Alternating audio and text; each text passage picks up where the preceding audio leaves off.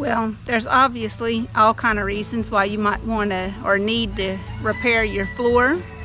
Maybe somebody made a hole in it. Maybe you don't need an entire new floor. Maybe you do need an entire new floor and you just can't afford it.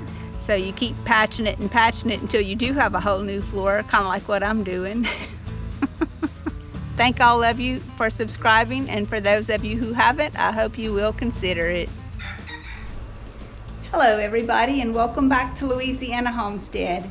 Today is one of those home repair days. I'm going to be working on a piece of my floor that is damaged, and I'm going to be replacing some of the linoleum with a piece of tile. Now the tile that I got is like a box of tile that I got from just a local store. I'll be showing that to you in a minute, but I'm also going to be using some glue, because a lot of times when you buy those self-stick tiles at the store, what you can get them at the dollar store, you can get them at Walmart. I'm sure you can get them at a lot of different places. I know you can get them at Lowe's too. I actually got mine at the dollar store. So that's what I'm using to repair my floor today, and I've used it in the past. It actually works pretty good, but the self-peel, the glue on them isn't very good. So I always add my own glue to it, and I want to show you the glue that I use. This is what I've been using. It works very good. It holds it down very well. It's the Liquid Nails Extreme Heavy Duty, bonds in extreme temperatures, and it doesn't have any strong smell. Okay, so I'm going to be using this caulking gun. This one's pretty old. It's kind of in rough shape, but it still works good. And on the end of it right here, it's got a little hole. It's a spout cutter, and it's made to cut the tips off of these kind of tubes. So you would just insert that there and pull back on this lever, and it cuts the tip off. You see that? There's the tip. Now it also has this little lever here that operates this thing. This thing is what plunges down into here to push the product up and out of the tube. I don't need to do anything with it, so I'm just gonna put my tube in there, and once I start pumping this, that plunger is going to go down into the tube. So that's the first thing that we need. Now, even though your tip is cut off of here, on a new tube you'll still have to puncture the inside here. So just get you a nail, puncture that. Okay, now we should be good to go. Okay, and I have what I refer to here as my little floor repair kit. It's got a marker, some pliers, a razor knife, and I use the pliers to break these off because they come in sections right here, so I can always have a good sharp cutting edge.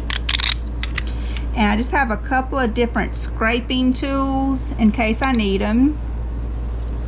This I've used, I'm not sure what I've used this for, I don't really even remember, but I have it in my kit.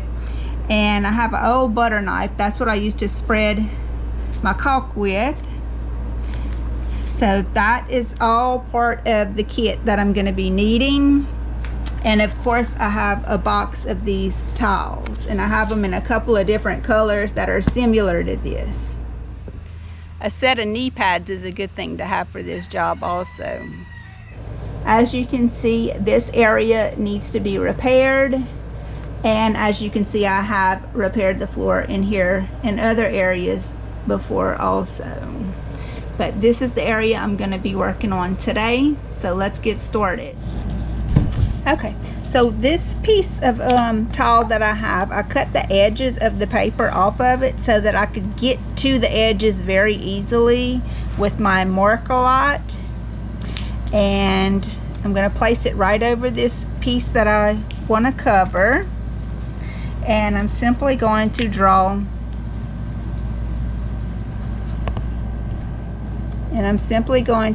an edge around it. Keep it nice and still.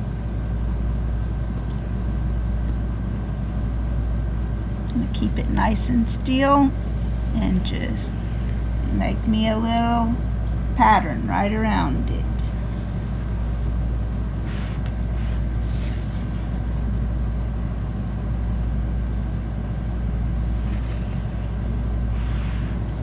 And I'm also going to use this piece of tile as my cutting edge.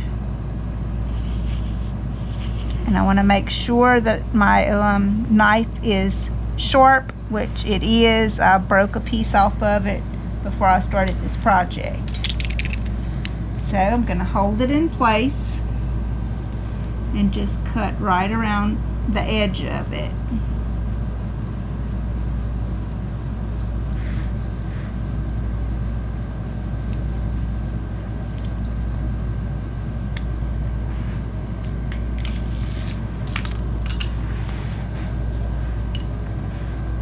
Carefully hold it in place so it doesn't move, but I do have my markings on it in case it does move.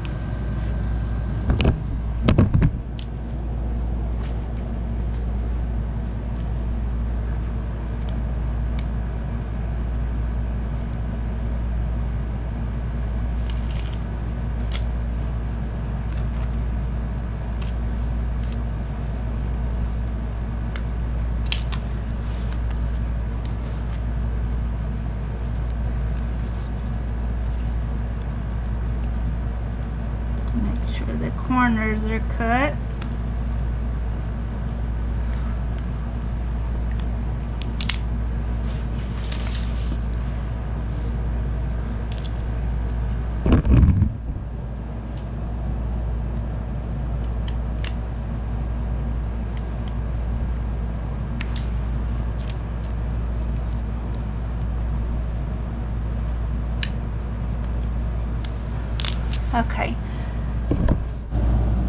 Okay, now that we have it cut, it should lift right up. There we go. Now we're ready to come right in with our caulk. Now you can use a different kind of caulk if you don't like this choice.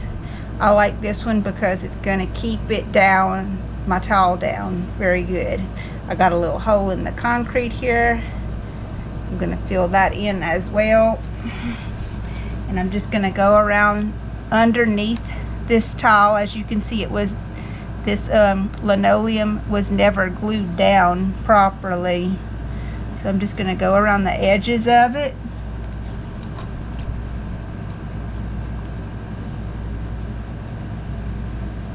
And make sure that I have it plenty of caulk all underneath the edges.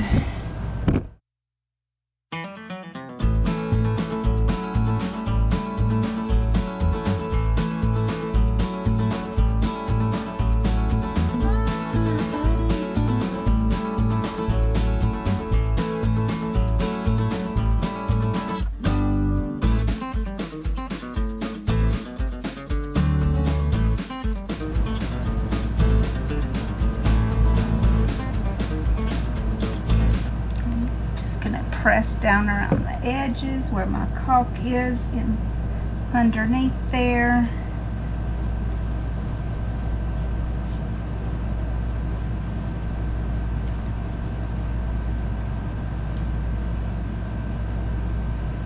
Make sure it's under those corners.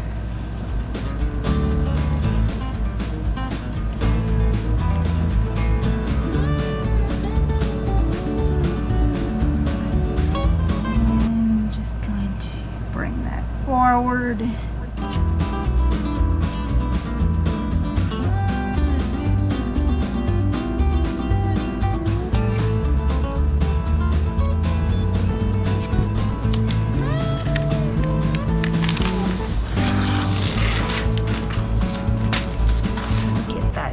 backing peeled off of there, and it should fit right in to this space that we've cut and prepared.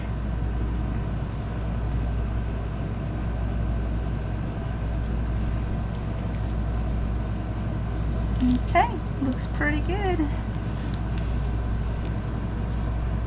So we got us a little floor patch. Just press it down in there, make sure it's nice and even. And then I'll come back with a wet cloth and clean up any of this stuff that oozed out on the sides. And just clean these edges up with a damp cloth. And if you have any edges that look like they need to be held down, you can set you some books or something, some sort of a weight on it, and that should take care of it.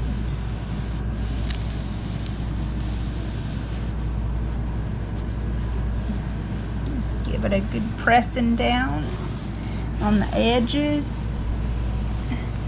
and on the center, and you got a floor patch. I think it turned out pretty good. I hate that y'all had to see how bad a shape my old floor was in, but I figure it might help somebody out there, because I know I'm not the only one with a floor that's in bad shape. So if it helps someone, then it's worth it. But whatever the reason, you can patch your own floor. You don't have to call in an expert, or at least I didn't need to. I was able to figure out a way to fix it on my own and make it work until I can do something better, and so far so good. But I guess that's about it. So I hope you guys enjoyed the video. I hope you'll like, share, and subscribe. And until next time, bye.